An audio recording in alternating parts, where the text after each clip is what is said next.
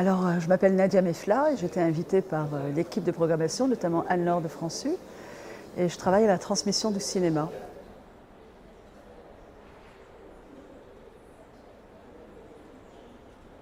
Alors, c'est la première fois que je viens et à Perpignan, et au Mémorial, et à ce festival.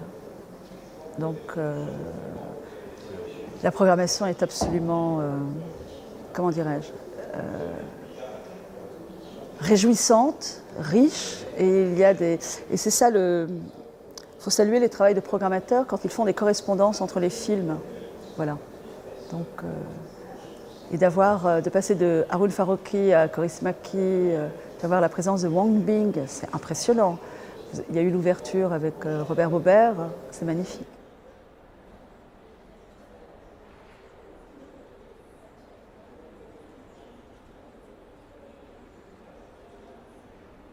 J'ai découvert, c'est toujours grâce au cinéma ou grâce à des films que j'ai découvert l'histoire de la France, de mon pays. Et comme je travaille dans la transmission du cinéma, je travaillais à l'époque avec la Ligue de l'enseignement et on avait programmé La France des camps de Denis Péchanski, qui est un nom important pour le Mémorial. Et c'est là que j'ai découvert, alors que je travaillais dans le cinéma, j'avais fait des études supérieures, j'ai découvert que la France était un grand pays de camps. Et j'ai découvert l'histoire des camps et notamment de ce camp-là. J'étais effondrée, voilà. Comme il y a eu d'autres films qui m'ont appris des histoires de France dissimulées. Par exemple, le 17 octobre 61, c'est en voyant un film de fiction que j'ai appris cette histoire. Donc, c'est dire la nécessité du récit. Pas du mensonge, mais du récit. Parce qu'il n'y a pas pire, il me semble, que une mémoire oblitérée qu'on transmet avec des silences qui peuvent fabriquer des mensonges. Le mensonge, par exemple, étant la France étant un grand pays de résistance. Comme, voilà.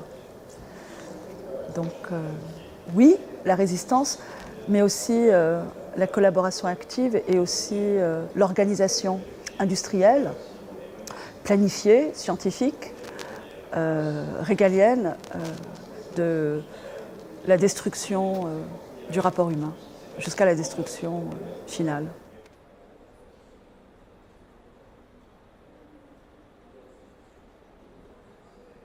Ah ben, c'est un lien absolument basique.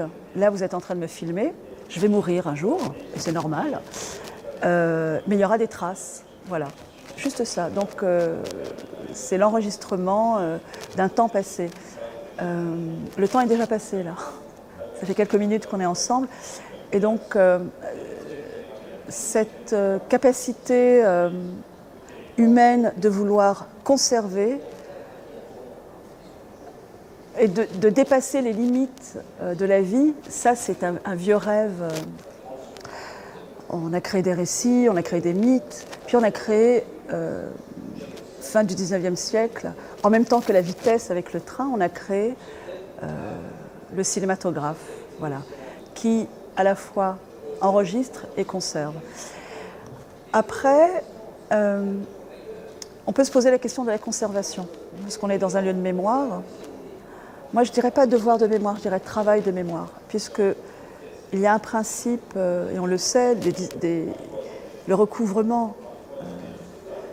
On vient de découvrir en Algérie, alors qu'on pensait que c'était en Afrique de l'Ouest, on vient de découvrir des ossements d'hominidés qui datent de plus de 2 millions. Donc, il y a un principe intrinsèque de la disparition. Voilà.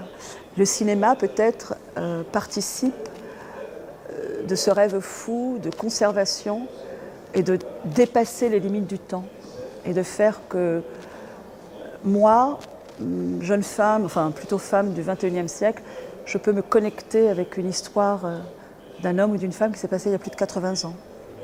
Voilà.